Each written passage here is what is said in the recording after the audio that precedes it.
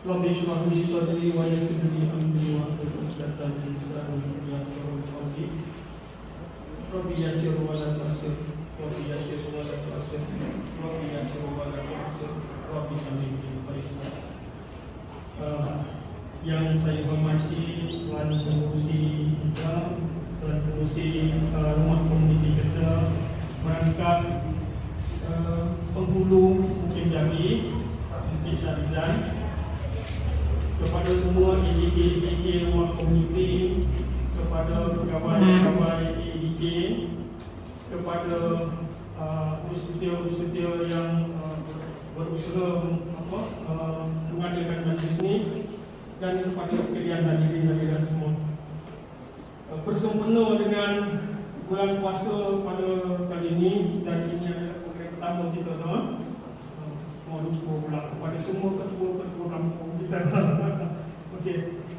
Tajuk kita pada pagi ini nilai kemaafan sempena dengan bulan puasa. Apa nilai maaf sebenarnya?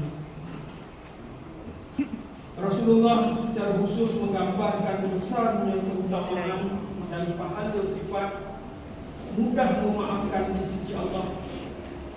Rasulullah bersabda yang bermaksud tidaklah Allah menambah bagi seorang hamba dengan pemberian maafnya kepada saudaranya kecuali kemuliaan di dunia dan di akhirat.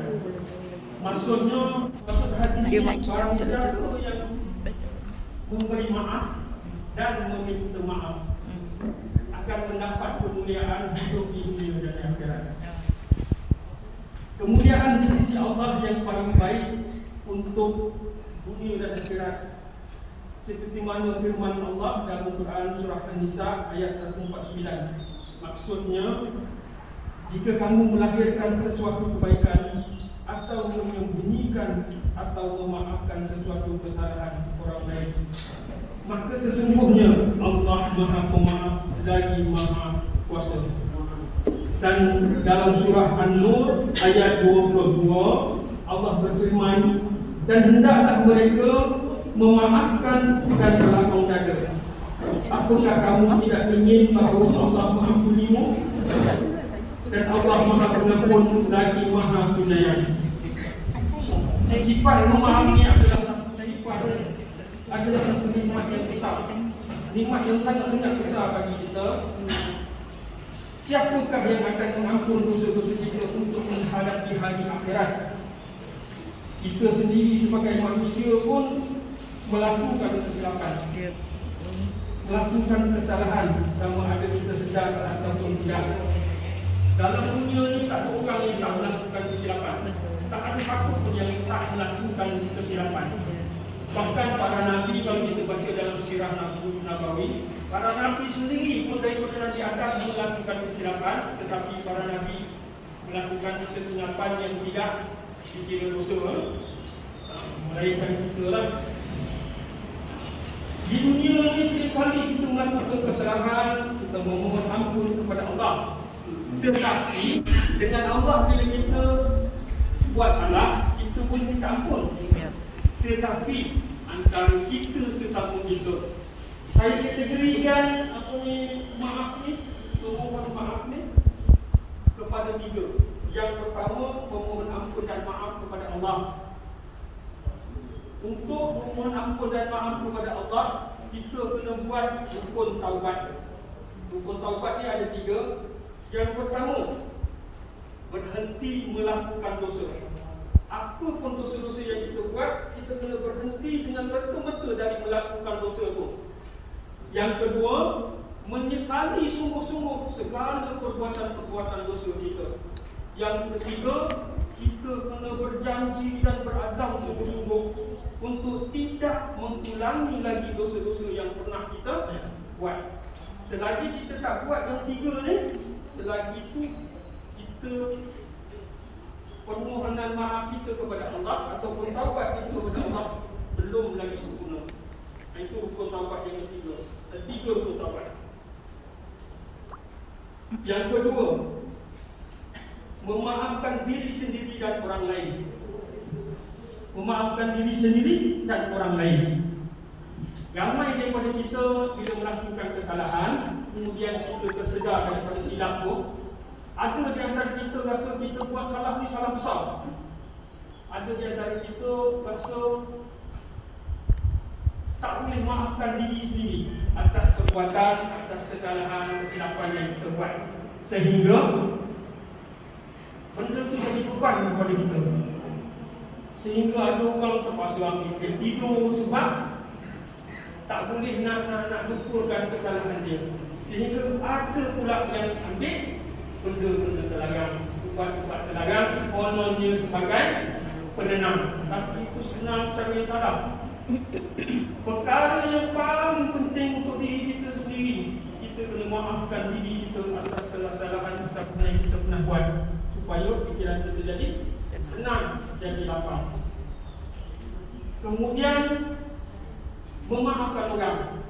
Ada satu perkataan yang biasa kita dengar tahun 70-an, 80-an dulu memang top lah perkataan ni. Ada tak ada maaf bagimu. Tak ada maaf bagimu. Tak ada maaf bagimu. Sampai buat tajuk filem. Itulah sifat manusia. Tiada maaf bagimu. Tiada maaf. Ayat ni tegas. Itu marah habis dah tu. Tapi sudah cukup ya, untuk buat hati kita jadi mencengkam, kita buat hati kita jadi tertekan.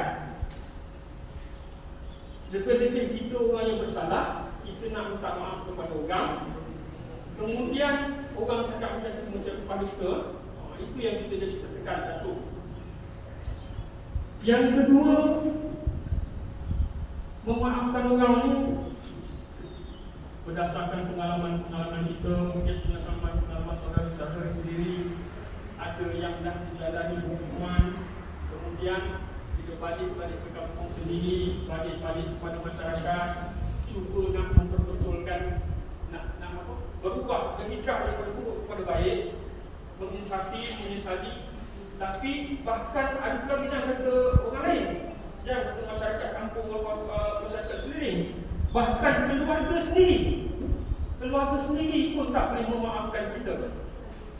Yang selalu kita dengar daripada adik-adik kita sendiri, kadang-kadang si Polan tu dah balik, jaga bang korang. Sebab apa? Sebab tak boleh memaafkan.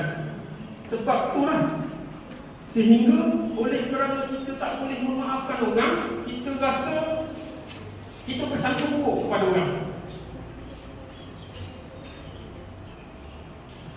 Betul, bukan mudah untuk kita memaafkan seseorang. Tak semudah kita lafazkan dekat diri kita. Tapi memaafkan orang itu perlu daripada lubuk hati sanubari kita. Kita wajib memaafkan orang sebenarnya. Ketahuilah bahawa apabila memaafkan orang lain, ia bukan sahaja membuatkan hati si salah menjadi tenang, bahkan kita yang memaafkan orang pun akan rasa tenang. Dan Allah turut akan menurunkan ketenangan itu. Bahkan Allah juga memberi kemuliaan kepada mereka yang memaafkan orang lain. Firman Allah dalam surah Al-A'raf ayat 199, jadilah pemaaf dan suruhlah yang mengerjakan makruf serta jangan memperdulikan orang-orang yang jahil. Allah perintah kita untuk memaafkan orang. Jadilah pemaaf. Kalau kita jadi pemaaf, salah satu sifat Allah apa dia? Yang Maha Pemaaf. Itu antara sifat Allah yang kita boleh pakai dalam diri kita sehari-hari. Banyak sifat Allah yang kita boleh pakai. Sifat Ar-Rahman, sifat Ar-Rahim, pengasih, penyayang kepada sesama, kepada makhluk, pemaaf. Cuma ada satu sifat Allah yang kita tak boleh pakai, sifat takbur. Itu hak Allah. Dan Allah memang tak boleh manusia pakai. Nabi SAW sendiri pun apabila dibuat macam-macam oleh Abu Jahal kepada baginda, Rasulullah tak melupakan apa yang dibuat oleh Abu hal kepada baginda. Tetapi Rasulullah tetap memaafkan. Rasulullah tetap memaafkan beliau. Dalam hadis riwayat Al-Bukhari dan Muslim, tidak sepatutnya seseorang yang beriman disengat sebanyak 2 kali dalam satu lubang yang sama. Rasulullah memaafkan, tetapi disuruh beringat. Kita boleh memaafkan orang atas segala perbuatan-perbuatan jahat orang pada kita. Kita wajib kena maafkan, itu perintah Allah. Tetapi kita kena berhati-hati supaya kita tak terkena lagi dengan perbuatan orang. Maksudnya tak semestinya dengan orang tu, tetapi kepada orang lain juga. Kita kena berhati-hati dengan perbuatan-perbuatan. Dalam peristiwa antara Rasulullah dengan pemuka-pemuka kafir Quraisy Arab yang sangat-sangat berdendam dengan Rasulullah, termasuk juga Sayyidina Abu Bakar, Sayyidina Umar. Tapi apa Rasulullah buat? Rasulullah mendoakan supaya mereka dapat hidayah, supaya mereka ditunjuk oleh Allah, sehingga Abu Bakar, Umar terima hidayah dan masuk Islam. Jadi selain daripada kita memaafkan orang, yang utama kita juga perlu mendoakan orang tu. Kita perlu mendoakan orang supaya orang tu berubah, supaya orang tu kembali kepada fitrah Islam. Betapa hebatnya ungkapan kemaafan itu, kerana Allah akan meningkatkan derajat orang yang memaafkan kesalahan orang lain. Perbuatan itu juga adalah sifat para rasul, para nabi dan wali-wali Allah. Sabda Rasulullah SAW tadi, harta tidak akan berkurang dengan asbab sedekah, dan Allah tidak menambah kepada seseorang hamba dengan sebab kemaafan yang diberikan kepada orang lain, melainkan kemuliaan, dan tiada merendah diri seseorang itu melainkan Allah akan mengangkat derajatnya. Hadis riwayat Muslim. Kata Allah tak akan merendahkan martabat orang yang memaafkan orang lain. Bahkan Allah akan angkat martabat orang yang pemaaf ini ke taraf yang paling mulia. Saya ada tengok satu YouTube berlaku di Amerika. Seorang orang Muslim, seorang bapa, anaknya dibunuh oleh orang Kristian, oleh gangster jalanan. Dibunuh oleh gangster jalanan. Kemudian gangster tempat ditangkap, bawa ke mahkamah. Ayahnya ikut perbicaraan, gangster tadi itu didapati bersalah dan dihukum penjara seumur hidup. Tapi apa ayah dia buat? Ayah dia datang pada gangster tu, peluk dia, maafkan dia. Begitu hebat di hati seorang bapa yang kehilangan anak, tetapi kata dia merasa tenang dengan memaafkan. Sehingga kan orang yang bunuh anak dia tadi dan seluruh keluarga dia menangis teresa-esa, tak pernah jumpa lagi macam ni. Ini termasuk akhlak Islam. Anak dah hilang, anak dah mati dibunuh, tapi tetap memaafkan. Dan dia memaafkan untuk mendapat ketenangan, satu. Yang kedua, dia menyebarkan akhlak Rasulullah. Kita berdakwah bukan dengan penceramah. Rasulullah berdakwah bukan dengan penceramah. Rasulullah berdakwah dengan akhlak. Ada banyak pengalaman-pengalaman bersama dengan bekas-bekas penajin yang saya alami. Saya ada pusat rawatan di Kuala Lumpur, di Durangan. Selama 17 tahun saya buat pusat rawatan tu. Pengalaman saya dengan dia orang, ada yang apabila dah selesai untuk rawatan, balik ke rumah, balik ke bantuan masyarakat, dicemooh, dihina, dikata macam-macam, tapi dia tetap bersabar, dia tetap maafkan. Bila saya tanya dengan dia, kenapa awak beritahu macam ni? Apa dia cakap? Saya berubah bukan kerana orang, saya berubah kerana saya nak berubah. Itulah hebatnya. Saya boleh maafkan orang, cuma saya takut orang tak boleh maafkan saya. Kalau orang tak boleh maafkan saya, bagaimana Allah nak terima amalan saya? Itulah hebatnya. Kalau ada masa nanti, kalau ada program lain nanti, insyaAllah saya akan jemput dia datang untuk cerita pengalaman dia. Kita jadi orang yang macam ni memang terlalu banyak ujian, terlalu banyak cemuhan. Tapi kita pernah buat salah. Untuk mendapatkan kemaafan, untuk diterima balik, kita mestilah menerima. Dan kita juga mesti memberi maaf kepada orang yang buat macam itu dekat kita. Bukan semata-mata kita banyak yang terjadilah. Bila balik kepada masyarakat, kita rasa dia nak berubah, balik kepada masyarakat, apabila ditolak, akhirnya kalau dah orang baca aku macam ni, apa yang dia buat balik? Mental tak kuat. Itu adalah sikap yang salah. Kita kena ingat, kita Mental berubah kerana kita nak berubah, bukan kita berubah kerana orang. Kita berubah yang dapat kita, yang dapat ketenangan, yang dapat kebaikan itu kita, bukan orang dapat. Yang penting kita tetap juga nak berubah dan kita memaafkan segala perbuatan orang atas segala cemuhan, atas segala sangka-sangka buruk orang pada kita. Jadikan itu sebagai azam. Itu antara memaafkan diri. Sebab dalam konsep yang kedua ni, yang konsep pertama tadi, memohon maaf kepada Allah, itu mudah, straight je, direct, tak ada apa-apa masalah. Yang kedua ni agak kurus sikit, kena maafkan diri sendiri dan kena memaafkan orang. Kita kena maafkan diri kita atas perbuatan kita yang dah lalu. Betul, aku pernah buat silap, aku kena maafkan diri aku kena move on, aku kena berubah, kena tunjukkan perubahan pada diri aku sendiri, bukan pada orang.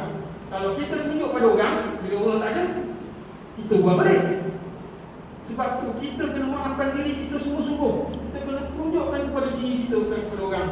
Kemudian bila kita balik kepada masyarakat, apa pun yang jiran-jiran mengatakan, orang-orang mengatakan, pedulikan, kita tetap kena maafkan dia. Apabila kita maafkan dia orang, Allah janjikan kepada kita untuk naikkan darjat kita. Allah janjikan kepada kita untuk beri ketenangan ke dalam hati kita. Buktikan kepada diri kita. Ya?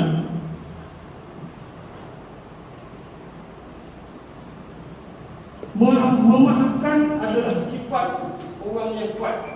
Orang yang paling kuat dalam dunia ini bukan dia boleh angkat beribu ratus ribu, bukan.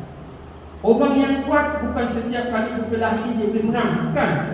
Orang yang kuat adalah orang yang boleh memohon maaf dan memberi maaf. Inilah orang yang paling kuat sekali sebenarnya. Sebab kita ada orang yang susah minta maaf. Kerana apa? Kerana malu. Ada orang yang susah memberi maaf. Kerana apa? Kerana sakit hati, kerana dendam, sampai susah nak beri maaf. Sebab itulah memaafkan dan memohon maaf ni adalah sifat yang paling kuat. Sifat orang kuat sebenarnya. Sesekali kita kena ubah sudut pandang kita. Kita kena letak diri kita dekat tempat orang. Tempat orang macam mana? Kalau kita berbuat salah, kita kena letak diri kita dekat tempat orang yang kita buat salah tu. Bagaimana perasaan dia? Apa yang kita berbuat dekat dia? Jadi kita bila dah letakkan tempat kita, diri kita dekat tempat orang tu, kita akan faham dan kita akan meminta maaf. Kemudian kita juga kena menempatkan diri kita di tempat orang yang meminta maaf. Kita tak boleh rasa sombong. Bila orang datang minta maafkan kita, kita jadi sombong. Oh, dia dah mengaku salah dia, aku ni betul lah aku ni, lepas tu dia datang minta maaf. Kita jadi sombong pula bila orang datang minta maaf dekat kita. Sebab tu kita ni juga kena letakkan diri kita dekat tempat orang yang memohon maaf. Bagaimana kalau kita juga yang bersalah. Jadi salah dua pihak, meminta maaf dan memberi maaf. Firman Allah dalam surah Ali Imran ayat 133 hingga 134. Dan bersegeralah kamu mencari ampunan daripada Tuhanmu dan dapatkan syurga yang luasnya seluas langit dan bumi, yang disediakan untuk orang-orang yang bertakwa, yaitu orang-orang yang menafkahkan hartanya baik di waktu lapang maupun di waktu sempit, dan orang-orang yang menahan amarahnya dan memaafkan kesalahan orang. Allah menyertai orang-orang yang berbuat kebaikan. Maknanya, bila kita memaafkan orang, taraf kita termasuk sama dengan orang-orang yang bertakwa. Dalam surah ni, surah Ali Imran ayat 133-134, orang yang memberi maaf itu tarafnya sama dengan orang-orang yang bertakwa. Itu salah satu daripada kehebatan memberi maaf. Kemudian yang ketiga, memohon maaf kepada orang lain.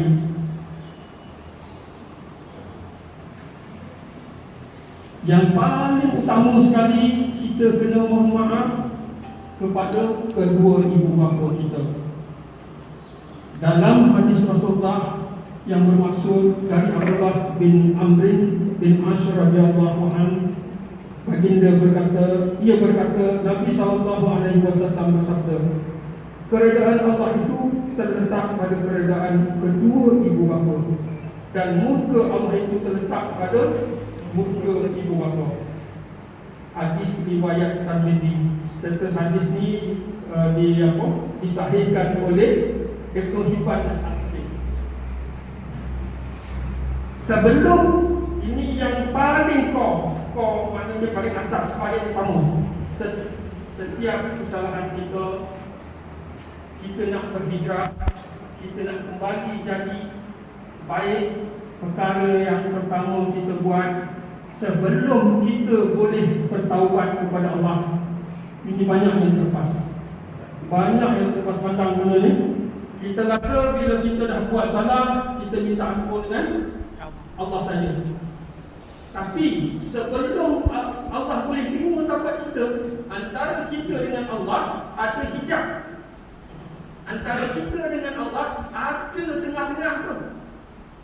Siapa dia? Mak bapak kita.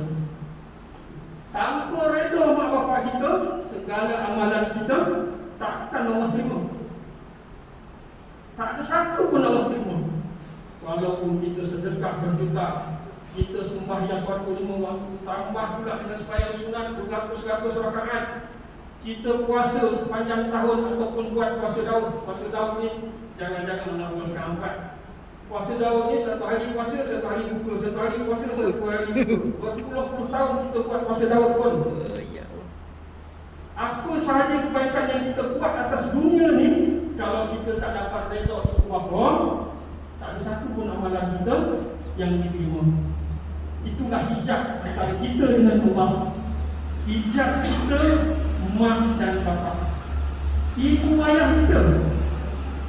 Sebab tu apabila kita betul-betul nak bertaubat, kita betul-betul nak berhijrah, nak berubah, orang pertama yang kita kena jumpa untuk minta ampun, minta maaf, ibu bapa kita.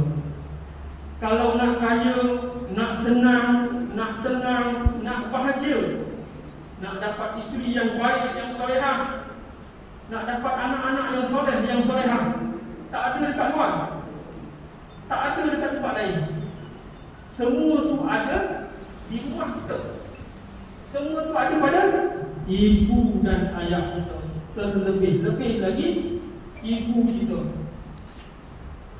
Itu hadis Rasulullah mengatakan, pernah datang seorang sahabat, ya Rasulullah, siapa yang patut aku muliakan? Kata Rasulullah, ibumu. Ditanya lagi selepas itu, ya Rasulullah, ibumu. Siapa lagi selepas itu, ya Rasulullah? Ibumu. Dan siapa selepas itu, Rasulullah?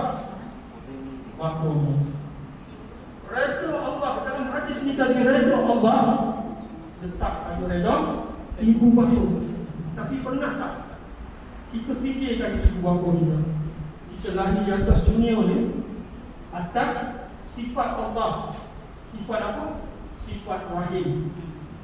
Apa di sifat rahim? Sifat rahim yang Allah terbitkan, Allah campak, Allah masukkan ke dalam hati kedua ibu bapa kita sehingga masing-masing jatuh cinta.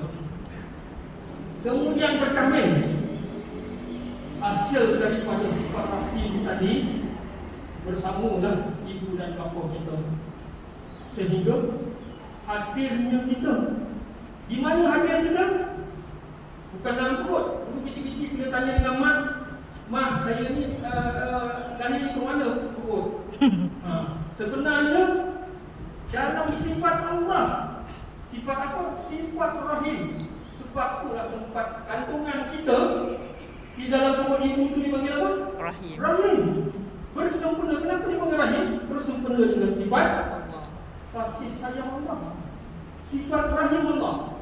Sifat rahim Allah sentiasa ada dalam kita daripada mula kita lahir. Belum lahir ni pun sifat ibu bapa kita sehinggalah kita mati.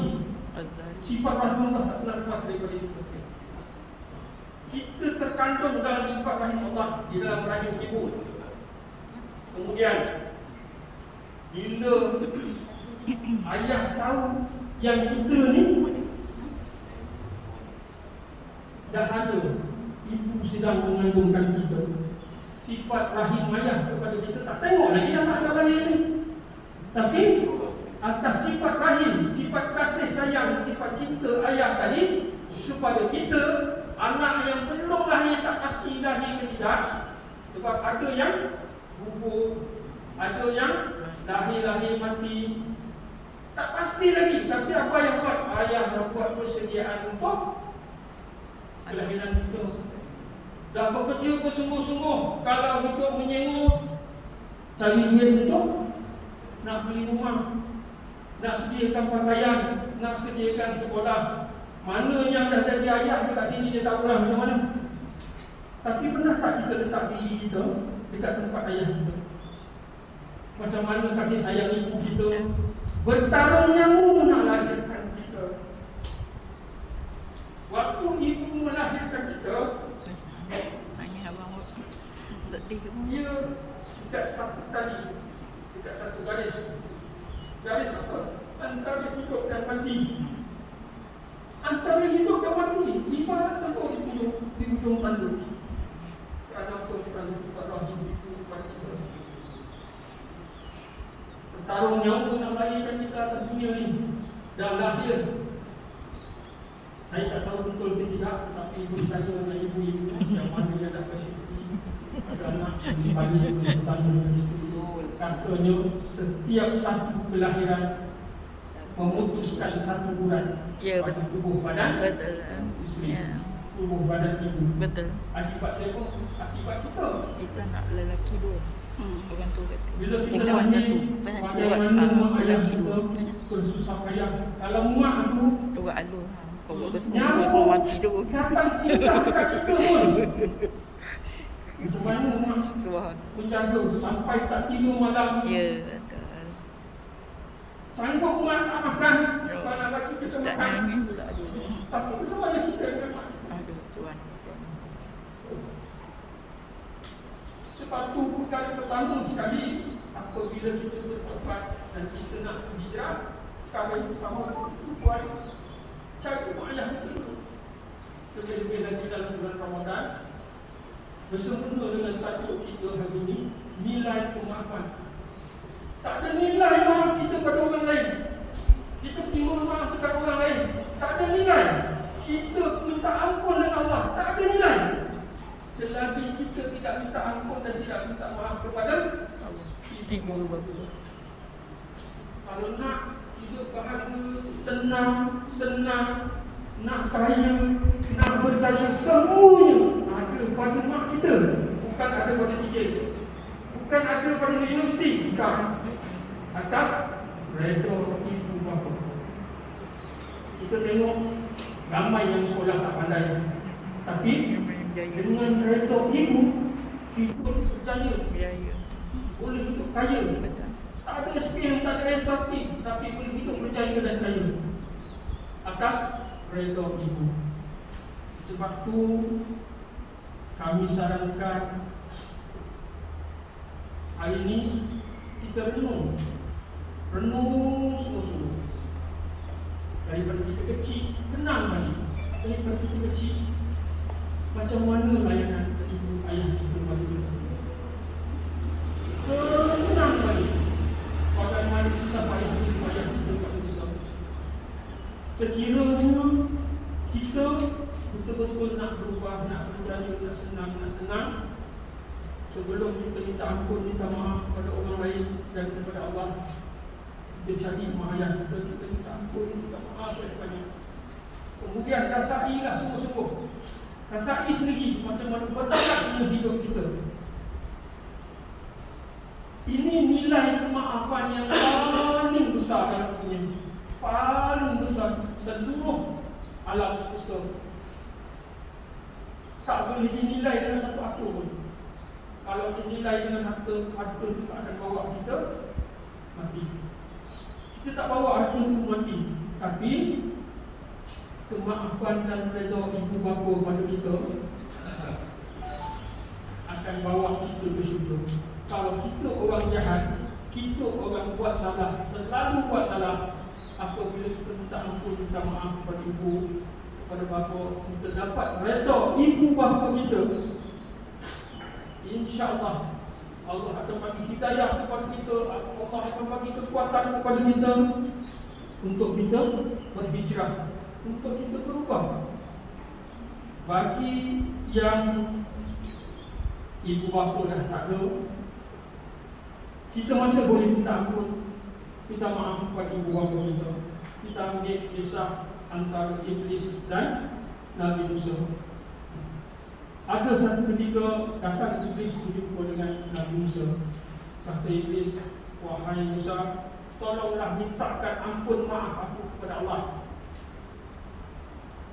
Lalu Nabi Musa kalau Allah artinya boleh berkata-kata langsung dengan Allah. Nabi Musa pun berkata-kata dengan Allah, bagi tahu permintaan Iblis tadi. Apa kata Allah? Aku akan ampunkan Iblis dengan syarat suruh Iblis pergi kubur Adam, bersujud dekat kubur Adam, minta ampun. Kemudian Nabi Musa menyampaikan apa yang Allah katakan tadi kepada Iblis. Apa kata Iblis dengan sombong dan bongkar ni? Dia kata, ketika Adam masih hidup, Allah suruh sujud pun aku tak nak, apa lagi selepas dia mati. Itu sifat sombong. Sifat sombong Iblis. Kalau kita sombong, tak mau minta ampun, tak mau minta maaf lebih-lebih kepada kedua ibu bapa kita, samalah taraf kita dengan Iblis. Jadi macam mana Allah nak terima amalan kita? Macam mana kita nak dapat hidayah?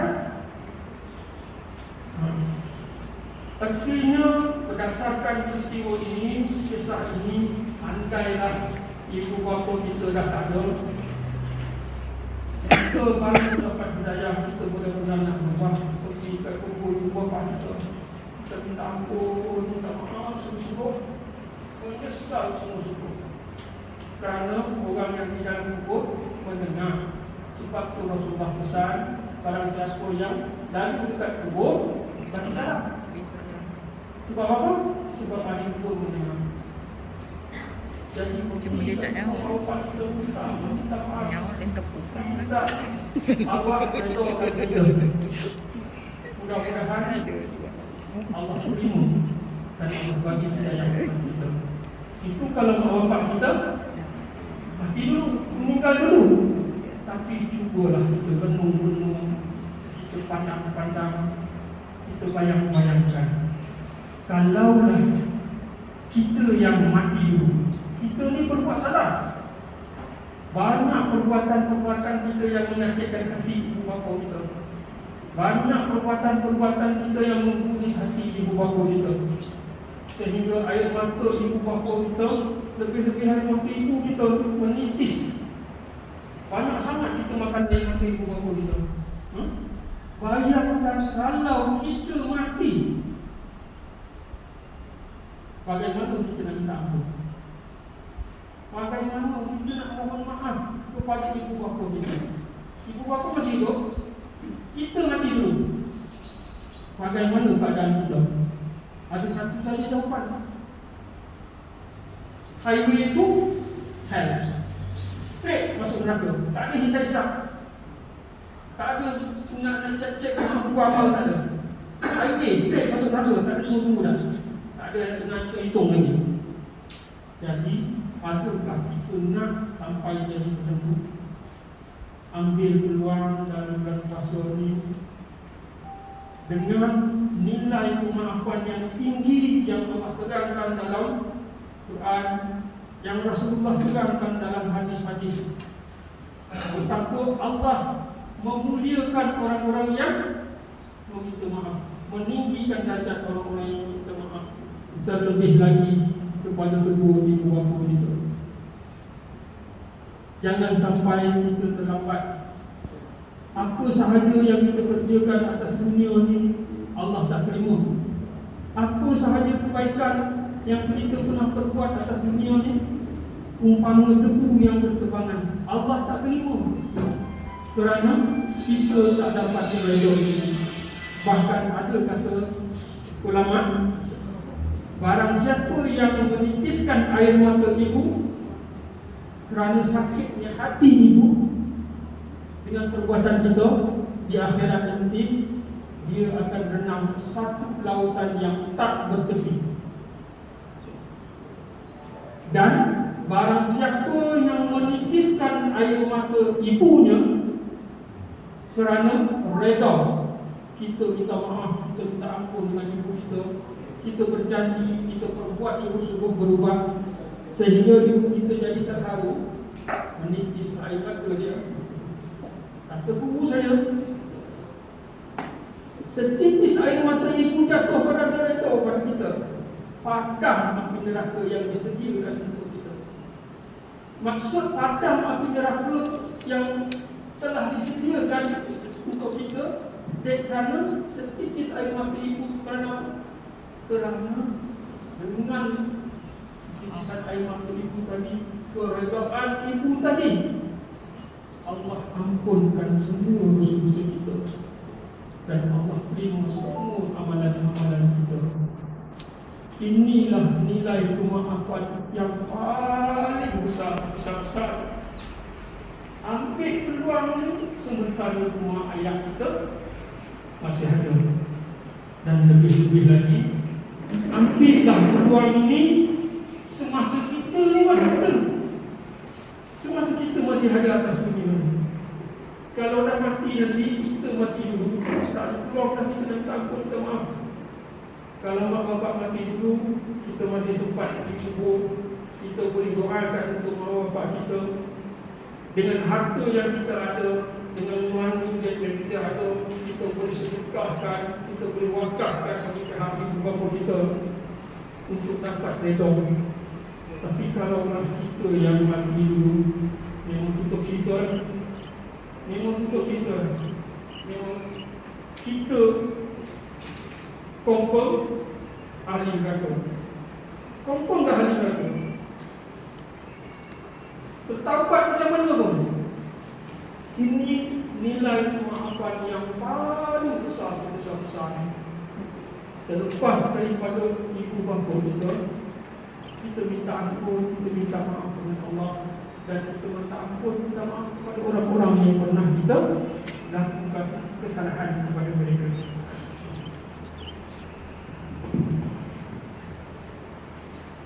Sebagaimana dalam kitab At-Tarhib wa At-Tarhib terdapat sebuah hadis Nabi Muhammad SAW tentang bersegera meminta maaf atas perbuatan zalim yang pernah dilakukan pada orang lain, lebih-lebih kepada kedua ibu bapa kita. Rasulullah SAW bersabda, barang siapa ada padanya perbuatan zalim kepada saudaranya, lebih-lebih ibu bapa kita, menyangkut kehormatan atau apapun, maka hendaklah ia segera meminta kehalalan atas perbuatan zalim yang dia lakukan hari itu juga. Maknanya melalui hadis ni Rasulullah kata, apabila kita buat perbuatan zalim kepada, terutama kepada kedua bapa kita dan kepada orang lain, kita wajib minta maaf pada hari itu juga. Sebelum tidak ada dinar dan tidak ada dirham. Maknanya tidak ada dinar dan tidak ada dirham ini maknanya pada hari, yakni pada hari kiamat. Sebab pada hari kiamat tidak ada harta. Tak ada harta benda yang berguna. Tak ada harta benda yang berguna pada hari kiamat. Jadi meminta kehalalan atas perbuatan zalim yang dia lakukan hari itu juga sebelum tidak ada dinar dan tidak ada dirham, yakni pada hari kiamat di mana harta benda tidak ada gunanya. Jika ada baginya amal soleh, maka diambillah pahalanya sesuai dengan kadar kezalimannya. Jika sudah tidak ada amal-amal kebaikan, maka diambillah dari dosa-dosanya orang-orang yang dizalimi, dan dosa itu dibebankan kepadanya. Hadis riwayat Bukhari dan Tirmizi. Artinya, jika kita tidak meminta ampun, tidak minta maaf kepada ibu bapa kita, kepada orang-orang yang pernah kita buat salah, di akhirat esok kita akan diperhitungkan. Sekiranya semasa di dunia kita ada buat kebaikan, kebaikan itu Allah terima. Kalau kebaikan ataupun ibadah-ibadah yang kita buat Allah terima, adalah balasan pahala baginya.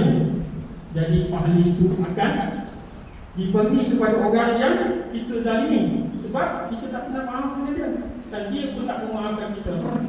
Jadi segala pahala-pahala akan diserahkan kepada orang itu. Sekiranya kita ni memang tak ada buat kebaikan langsung kepada dalam hidup kita, dan sekiranya kita buat kebaikan tetapi Allah tak terima, kita tak pasti amal baik mana yang Allah terima. Kalau Allah terima, alhamdulillah. Tapi syariat yang Allah terima je tadi apa dia? Apa syarat Allah nak terima amal ibadah kita? Ya? Redha dari ibu bapa. Tapi kalau kita tak dapat redha ibu bapa, amal ibadah yang kita buat tadi, adakah Allah terima? Tak terima. Jadi kalau kita tak ada pahala, dosa orang yang kita berbuat zalim kepada itu, dosa orang itu Allah akan letak dekat kita. Kita ni dah banyak dosa dah terlalu banyak dosa. Kemudian dibebankan lagi dengan dosa orang yang kita berbuat salah, berbuat zalim, berbuat dosa kepadanya. Mampukah kita diceritakan api neraka tu panasnya 1% daripada api dunia. Kalau dekat tempat saya selalu bagi tahu yang muda, saya ambil lighter, saya suruh cucuk lagi dah. Kalau boleh tahan panas, boleh tahan sakit, tak melecup, tak sakit, tak pedih, tak luka, buatlah apa nak buat macam ni. Buatlah apa suka kita. Sebab apa? Kita kebal api neraka. Tapi kalau kena hujung lighter tu, kena sikit pun dah mengelubur, melecup, pedih, perih, sakit. Bayangkan itu hanya 1% daripada api neraka. Hanya 1%. 99% dari dekat akhirat, dekat neraka nanti. Kalau api dunia kita tak tahan, api dekat neraka nanti boleh tahan tak dia? Tak. Cuba renungkan. Kalau kita tak boleh tahan api neraka, apa yang kita perlu buat? Kita perlu bertaubat sungguh-sungguh, ambil kesempatan bersegera dengan bulan Ramadan Al-Mubarak ini, bulan yang penuh keampunan, bulan penuh rahmat. Perkara pertama, balik nanti selesai daripada sini, perkara pertama yang kita kena buat, minta ampun, minta maaf kepada ibu bapa kita. Minta ibu bapa kita Reda segala kekuatan kita. Reda pada kita. Kemudian usahakan minta ampun, minta maaf kepada orang yang pernah kita tipu, pernah kita curi barangnya, pernah kita aniaya, pernah kita sakiti, pernah kita zalimi. Kalau kita tak jumpa dah orang tu, masih ada cara. Apa caranya? Sedekahkan harta. Untuk sedekahkan harta kita kepada batu miskin, kepada masjid, kepada perkara-perkara yang baik atas nama orang tadi. Kalau kita tak dapat jumpa orang tu, tak boleh minta maaf. Sekiranya kita tidak ada harta, tak ada benda yang nak disedekahkan, Doa. setiap kali solat kita doakan Allah ampunkan dosa orang-orang yang pernah kita aniaya, kita sakiti, kita zalimi, kita curi barang, kita tipu dia. Minta ampun. Setiap kali selepas solat, minta Allah ampunkan orang-orang ni. Minta ampun. Mudah-mudahan Allah ampunkan orang tu, dan antara kita dengan orang tu boleh selesai atas dunia. Ada tak apa-apa yang nak tanya, yang tak faham, boleh bertanya dulu sebelum kita nak tutup ni. Ada tak?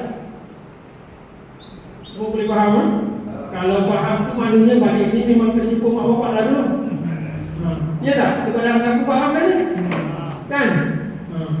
Lebih-lebih dalam bulan Ramadan ni, bila kita dapat reda ibu bapa kita, insya-Allah amalan kita pada bulan Ramadan Allah lipat gandakan. Allah terima tu pahalanya berlipat ganda. Minta maaf tu pun dah dapat pahala. Minta maaf tu pun Allah dah tinggikan darjat kita. Apa lagi kita pada amalan-amalan ini? Okay. Saya rasa cukup dah sampai sini boleh dah. Okey, sebelum kita tutup, kita baca doa dulu. Alhamdulillahirrahmanirrahim. Bismillahirrahmanirrahim. Alhamdulillahirabbil alamin. Wassalatu wassalamu ala asyrafil anbiya'i wal mursalin sayyidina wa maulana Muhammadin wa ala alihi wa sahbihi ajmain. Allahumma ftahli abwaabal khairi wa abwaabas salamati wa abwaabas sihhati wa abwaabal ni'mati wa abwaabal barakati wa abwaabal quwwati wa abwaabal mawaddati wa abwaabal rahmati wa abwaabal rizqi wa abwaabal ilmi wa abwaabal maghfirati wa abwaabal jannati ya arhamar rahimin. Ya Allah, ampunilah dosa-dosa dan ketelanjuran kami. Jauhkan kami dari rasa dendam dan sakit hati. Kami manusia yang tidak malu berbuat dosa, yang tidak segan mengumpul. Ampunilah kami hamba-Mu yang hina ini, ya Allah.